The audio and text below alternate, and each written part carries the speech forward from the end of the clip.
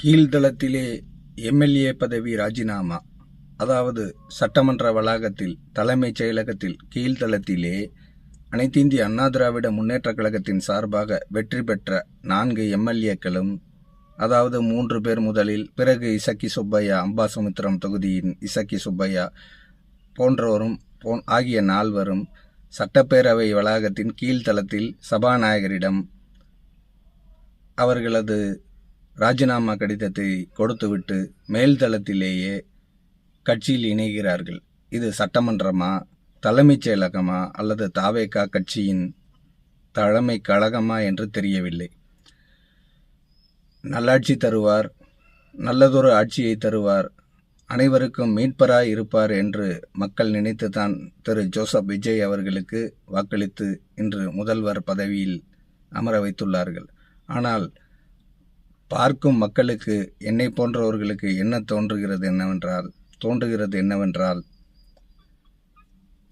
விஜய் அவர்களை பொம்மை போல் வைத்து ஆதவ் அர்ஜுனா அவர்களின் கைப்பிடியில் அரசு இயங்குகிறது என்றேதான் தோன்றுகிறது. ஆதவ் அர்ஜுனா அவர்கள் அனைத்திந்திய அண்ணா திராவிட முன்னேற்ற கழகத்தின் பொதுச் செயலாளர் அவர்களை மிகவும் ஏளனமாகவும் தரக்குறைவாகவும் பேசுகிறார்.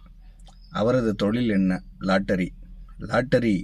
தமிழகத்தில் லாட்டரி கும்பலை வேரோடு பிடுங்கி எறிந்து ஏழை எளிய மக்களின் வாழ்க்கையில் ஒளிவிளக்கு ஏற்றிய புரட்சி தலைவி அம்மா அவர்கள் உருவாக்கிய அனைத்திந்திய அண்ணா திராவிட முன்னேற்ற கழகத்தை துண்டாடும் அசைன்மெண்ட் அவருக்கு கிடைத்திருக்கிறது என்பதை கேட்கும் பொழுது அனைத்திந்திய அண்ணா திராவிட முன்னேற்ற கழக தொண்டர்கள் அனைவருக்கும் பேரதிர்ச்சியாகவே உள்ளது.